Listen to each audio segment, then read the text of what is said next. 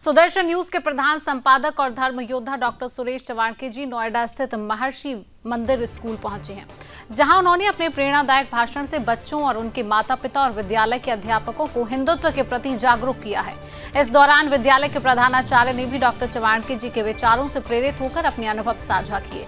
उनका संदेश सभी के दिलों को छू गया और उन्होंने धर्म की ही सही समझ को उजागर किया है। हम आशा करते हैं कि यह प्रेरणा सभी के जीवन में सकारात्मक बदलाव लाएगी। बता दें कि डॉक्टर सुरेश चवाणके जी की बातें न केवल बच्चों को बल्कि पूरे विद्यालय परिवार को जागरूक और प्रेरित करने में मददगार साबित हुई हैं। उन्होंने हिंदुत्व के सिद्धांतों को जीवन में उतारने की आवश्यकता को महसूस किया और सभी को धर्म के प्रति अपने दायित्व का एहसास दिलाया है।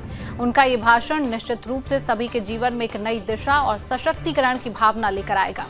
धर्म योद्धा डॉक्टर सुरेश चवाणके जी ने क्या कुछ कहा, आइए आपको सुनाते हैं। जय श्री राम। मैं अपने जीवन में बहुत कम लोगों से प्रभावित हुआ हूं। जिन लोगों से प्रभावित हुआ हूं उसमें महर्षि महेश योगी जी भी एक बड़ा नाम है। मैं जब नोएडा आया था 2005 में तो पूरा ये कैंपस देखने आया था। नीदरलैंड भी गया था और उनके जीवन के बारे में, भावातीत ध्यान के बारे में काफी अध्ययन किया है। और इसलिए जब तिवारी जी ने इस कार्यक्रम को आने के लिए कहा तो मैंने कहा कि मैं जिस व्यक्ति ने अलग एक देश की कल्पना की, दुनिया के सामने हिंदू धर्म की, उसके विज्ञान की जानकारी रखी, उनके नाम पर चलने वाला विद्यालय कैसा है, उनके शिक्षक कैसे है, वहां पर पढ़ने वाले छात्र कैसे हैं और वहां छात्रों को प्रवेश देने वाले माता पिता कैसे हैं, ये देखने के लिए मैं आज यहां पर आया हूं। मैं पत्रकार हूं तो आपको पता है कि मैं थोड़ा विश्लेषण करता हूं। देखिए, जो पेरेंट से क्यों शुरुआत कर रहा हूं मैं, आपके जीवन की सबसे बड़ी कमाई क्या है? आपके बच्चे, बरोबर ना? तो आपके बच्चे उनके पुण्य भाग्य से एक ऐसे विद्यालय में आए हैं कि इस युग में ऐसा दूसरा कोई संत नहीं हुआ है जिसने दुनिया के सारे प्रभावित लोगों को प्रभावित किया है।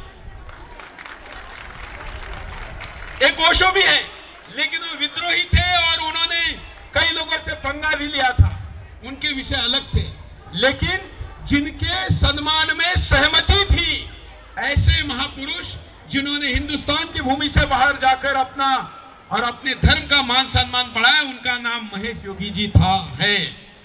अगर हम उनको नहीं जानते तो हम अपने बच्चों को क्या बताएंगे? बराबर ना? फिर बाकी स्कूलों में पढ़ने वाले बच्चे और यहां पढ़ने वाले बच्चों में क्या अंतर रहेगा? मैं ऐसा मानता हूं कि महर्षि महेश योगी जी के विद्यालय से निकलने वाला बच्चा अपने माँ बाप को वृद्धाश्रम में नहीं रखेगा, ऐसा बनना चाहिए। चाहते ना? कौन कौन माँ बाप है जो वृद्धाश्रम में जाना चाहते हैं? अच्छा, आपने इसमें भी हाथ ऊपर कर दिया। मैं चाहता हूं, मैं जानता हूं, कोई नहीं चाहता। अब न चाहना और करना, इन दोनों में अंतर है। चाहना और करने में अंतर है ना?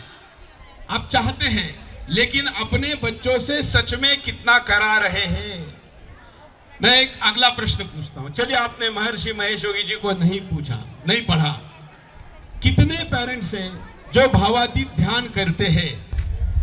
आप ध्यान रखिए, जो कंफ्यूज है ना वो कभी भी विजयी नहीं होता। जो भ्रमित है, कंफ्यूज है, या तो आप यहां आइए या मत आइए। बीच का भाव क्यों रख रहे हैं? आपके जीवन की सबसे बड़ी कमाई आपके बच्चे आपने यहां पढ़ने के लिए भेजे हैं, तो यहां से निकलने वाला बच्चा भी महर्षि जैसा महान बने, ऐसा सोच पेरेंट्स का होना चाहिए। और ये हिंदुस्तान की आवश्यकता है।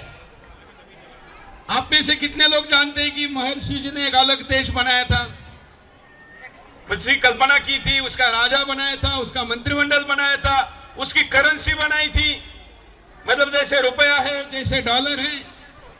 इतने महान व्यक्ति, हिंदुस्तान में टीवी चैनल नहीं थे ना, तब उन्होंने टीवी चैनल शुरू किया था। और एक ग्लोबल चैनल था, दुनिया भर में वो उसके ऊपर घंटों प्रवचन देते थे और करोड़ों लोग उनको सुनते थे।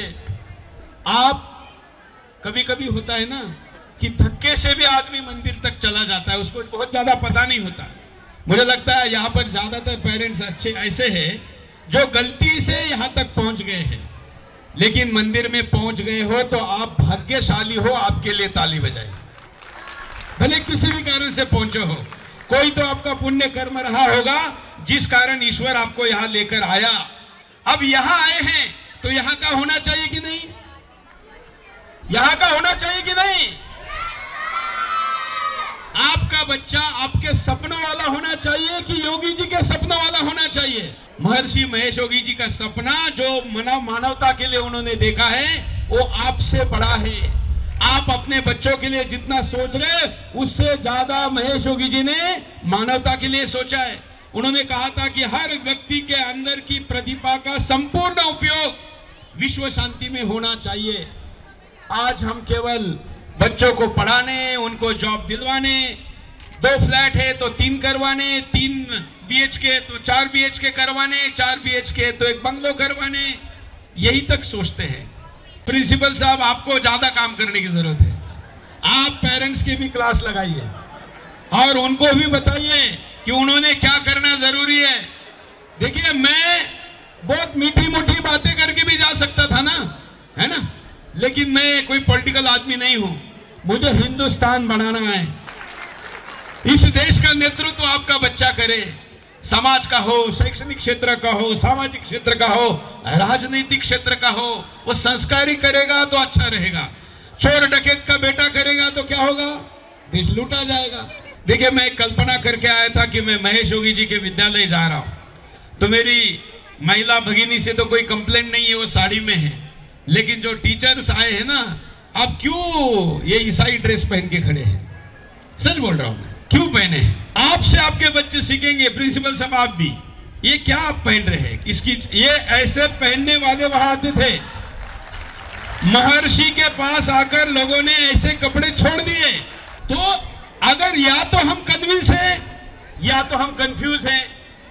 इतने दिव्य व्यक्ति के सामने आप बैठे हैं। मैं बताता हूं, अगर कोई महेश योगी जी को 10 मिनट पढ़ेगा, सिर्फ 10 मिनट कह रहा हूं, और आजकल तो AI का जमाना है, सर्च करिए आपको बहुत जानकारी मिल जाएगी। तो इसलिए महेश योगी जी के विद्यालय, उनके नाम से चलने वाले विद्यालय के शिक्षक भी अलग होने चाहिए। और इसलिए आप हो गए, फिर अब मैं बच्चों के पास आता हूं। बच्चों, आप में से कितने लोग हैं जो ध्यान करते हैं? कितना देर करते हैं? चलिए, ये तो ज्यादा अच्छी बात है। माँ बाप कम से कम इनके लिए ताली बजाइए। अब आपका एक काम है, आप घर जाकर माँ बाप का ध्यान करवाएंगे। छावा किन्होंने देखी? छावा नाम की एक फिल्म आई है, मूवी आई है, पता है? अगर नहीं देखी है तो मैं कहता हूं आप जाइए और बच्चों को लेके जाइए। प्रिंसिपल साहब, आपके स्कूल के लिए बुक कराइए और छावा दिखाइए। आज हिंदुस्तान में धर्मांतरण हो रहा है, लोग अपना धर्म छोड़ रहे हैं। छत्रपति संभाजी महाराज को औरंगजेब ने कैद किया, लोहे की जंजीरों से बांधा और कहा कि इस्लाम धर्म कबूल करो, मैं तुमको मेरा सारा राज्य दूंगा, लेकिन उन्होंने नहीं दिया। ऐसा राजा अपने बच्चों को पढ़ाना चाहिए कि नहीं? नहीं तो एक चावल की बोरी पर अपना धर्म छोड़ने वाले लोग इस देश में हैं। मैं आशा करता हूं कि आप लोग अपने बच्चों को भी संभाजी महाराज पढ़ाएंगे और ये हिंदू धर्म बचाएंगे। अंतिम बात कहता हूं, मैं पिछले 20 सालों से 21 सालों से सुदर्शन न्यूज चैनल चला रहा हूं और इस 18 तारीख को जन्मदिन पर मैंने घोषणा की है कि मैं एक गुरुकुल खोलने जा रहा हूं और वो गुरुकुल KG to PG रहेगा। और उस कल्पना में हमारा ये रहेगा, 20 वर्ष बाद जब बच्चे बाहर पढ़ेंगे तो हिंदुस्तान में हिंदू अल्पसंख्यक हो चुका होगा, मतलब हिंदू कम हो चुका होगा, मुसलमान बढ़ चुका होगा। तो उस समय में आपकी बेटी की रक्षा कौन करेगा? इस देश की रक्षा कौन करेगा? आपके बच्चों को ऐसा बनाइए कि वो खुद की रक्षा करे, अपनी बहन की रक्षा करे, अपने समाज की रक्षा करे और समाज की हर बेटी की रक्षा करे। ऐसा बेटा बनाइए। आखिरी प्रश्न पूछता हूं, यहाँ पर ऐसे कितने पेरेंट्स हैं जिनको 4 बच्चे हैं? 4 बच्चे वाला कोई है तो हाथ ऊपर करिए। एक है कोई? खड़े होइए, इनके लिए ताली बजाइए। 3 बच्चे वाले कौन है जिनको 3 बच्चे हैं? खड़े होइए। मैंने क्यों खड़ा किया पता है इनको? ये जो प्रश्न मैं आपको पूछ रहा हूं यहाँ महर्षि विद्यालय में, ये अगर किसी मदरसे में पूछता तो कितने बच्चों से शुरुआत होती? 10 बच्चों से। 12 बच्चे किसको है? बराबर ना? ये डेमोक्रेसी है। इस देश पर राज कौन करेगा? जिसके पास ज्यादा मतदान है। आप बच्चे पैदा नहीं करोगे तो देश का प्रधानमंत्री कल हिंदू बनेगा क्या?